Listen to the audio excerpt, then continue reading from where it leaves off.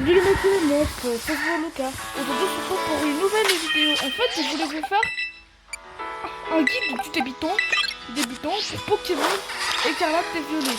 Vous savez, le gros jeu buggé sur Nintendo Switch qui a devenu marche perfect sur le Switch 2. Le hit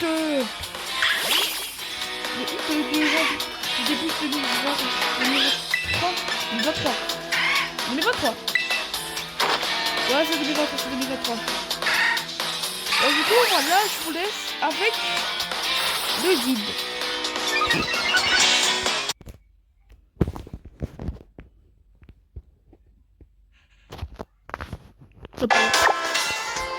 C'est tout pour vous montrer que dans Pokémon Écarlate et Violet, les Pokémon que vous attrapez, en fait, les parents ils sont montés d'un niveau supérieur à votre possibilité. Parce qu'une fois qu'un Pokémon capturé, on sera fidèle à vous qui va être capturé, alors que son niveau est inférieur au niveau de possibilité d'attraper les Pokémon. En fait, oui, je spoil l'histoire, désolé, je spoil plein de trucs là.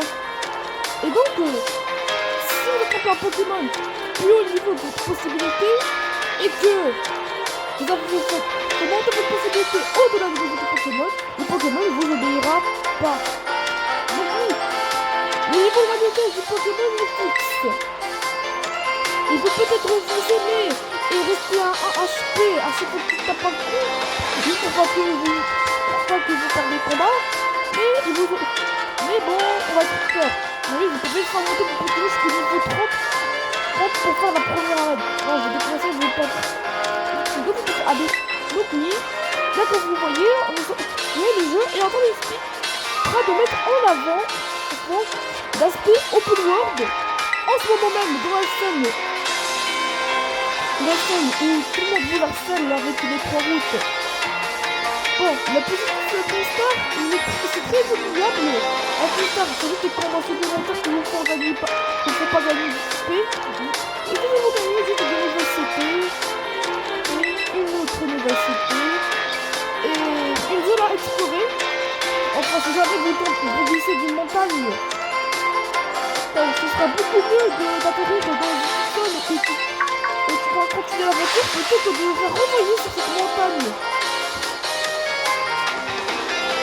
Ouais, en fait, du coup, on vous recommande, si vous préférez rajouter une zone tout entière, vous préférez commencer avec la difficulté ou terminer avec la difficulté. Et dans tous les cas, à la fin, je vous allez sûrement monter de niveau et on achète tous les dresseurs. Sur les dresseuses. Enfin, pas forcément, parce que Pokémon, bon, vous avez one shot. Pour les Pokémon terminés dans ce tour, donc vous voyez les genres. J'espère que vous avez compris. Bon, on passe à l'astuce numéro 2.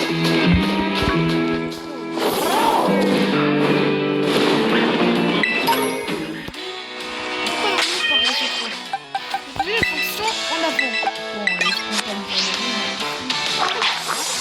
Ah oui. Je vais la fonction en avant.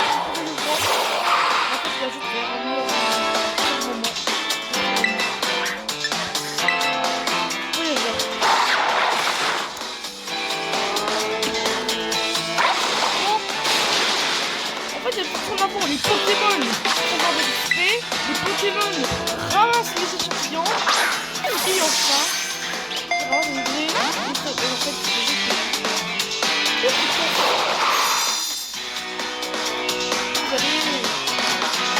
aimer cette. Bon, ça ne sert pas à grand chose, je vais vous mettre un petit peu. Donc, vos Pokémon qui vont utiliser, vous avez 3 starters. Sacha. Une seconde, on va faire la transition là. Chochodile, le starter feu. Vas-y, on trouve le 3e là. Profetant, qui est le starter feu.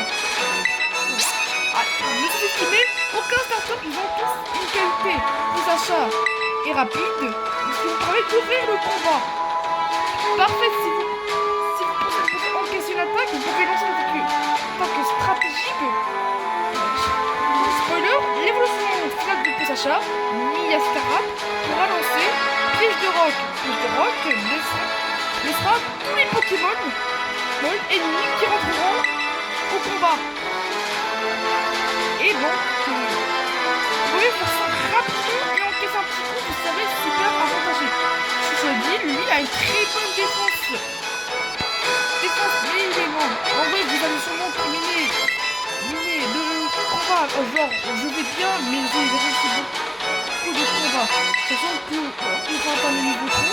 À deuxième évolution de Chuchodil, pour gris, alors qu'on va même pas évoluer, obtiendra 100 points de vie. C'est vrai comparé à Terrestre, l'évolution de l'Axolotl de Paldea qui obtient 100 points de vie à un niveau très précoce. Et Confident a décidé de ne pas sous-estimer parce que il a une attaque physique surpuissante. Pour massacrer les Pokémon qui sont rapides, qui sont pas rapides. Sa vitesse est modérée. Il doit être plus rapide que certains Pokémon, mais il peut être plus lent que certains Pokémon. Et dans tous les cas, il devrait vraiment en finir. Rapidement. Donc oui, vous êtes axé sur tes types. Vous pouvez d'abord choisir si vous aimez les oiseaux, vous aimez les chats ou vous aimez les lézards. Vous préférez les types bleus, les types hauts, les types hauts. Du coup, la préférée c'est le rouge, le vert ou bien le bleu. Tout ça, c'est vos choix. Dites-nous dans les commentaires testateur et votre préféré.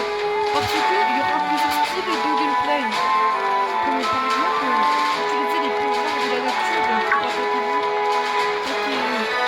Pokémon, les cramer, les tromper. Vous voyez le genre. Mais je pense qu'il y aurait plus d'avantages. Ce serait malheureusement. Je dis bien malheureusement parce que je n'aime pas beaucoup.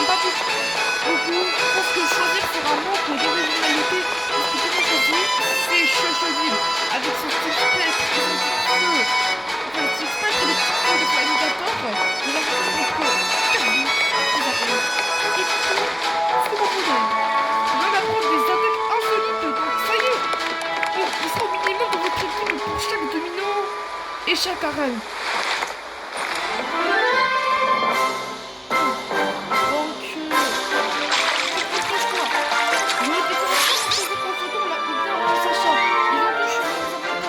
Voyez comment vous allez les exploiter. Conseil. Récupère la nature de vos Pokémon. Désactivez la sauvegarde rapide. Sauvegarde deux de vos Pokémon. Choisissez un Pokémon qui veut la Pokémon. Attention, si compétent et si Sacha est courageux, son attaque augmentera, mais pas au détriment de sa vitesse. Si Chuchodil est gentil,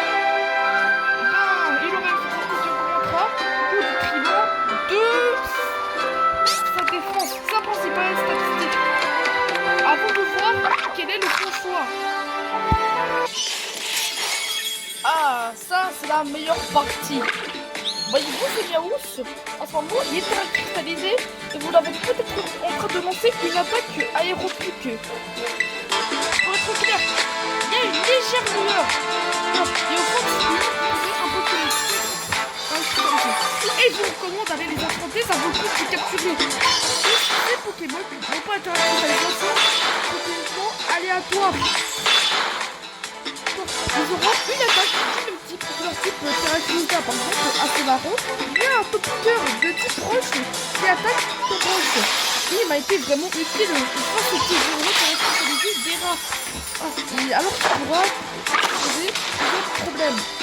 Donc voilà comment de les capturer. Ne les jugez pas sur leur type. Jugez-les sur leur cristallisation et leur compatibilité avec des attaques du même type que la cristallisation.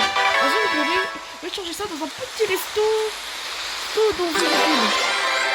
C'est tout ce que je peux vous dire. Vous voyez que pour terminer cette vidéo, j'ai décidé de vous donner un dernier conseil. Ne skippez pas, surtout pas, les combats. En fait, dans les sites Pokémon, si vous rencontrez un dresseur, ne serait-ce que passer devant lui, il vous défiera en combat. Donc vous serez condamné à gaspiller votre PP sur lui. Les points de pouvoir ou de pouvoir. Ce qui permet aux Pokémon dans ses plus de capacité. Donc Pokémon Incarnate, non, c'est pas le temps d'interagir avec le PNJ et lui parler pour déclencher un combat. S'il vous plaît, faites ça dès que vous voyez. Parce que près des sortes Pokémon, il y a des mecs déguisés en costard qui vous donneront des récompenses si vous battez tous les dresseurs d'une zone. Et donc, en gros, résumé, faites le combat, vous regrettez pas. Donc voilà, c'était tout pour aujourd'hui. J'espère que vous avez apprécié cette vidéo, même si elle est plutôt courte par rapport aux autres. N'hésitez pas à liker, vous abonner. Et j'aime bien faire des concepts à part le gaming. Ciao, ciao.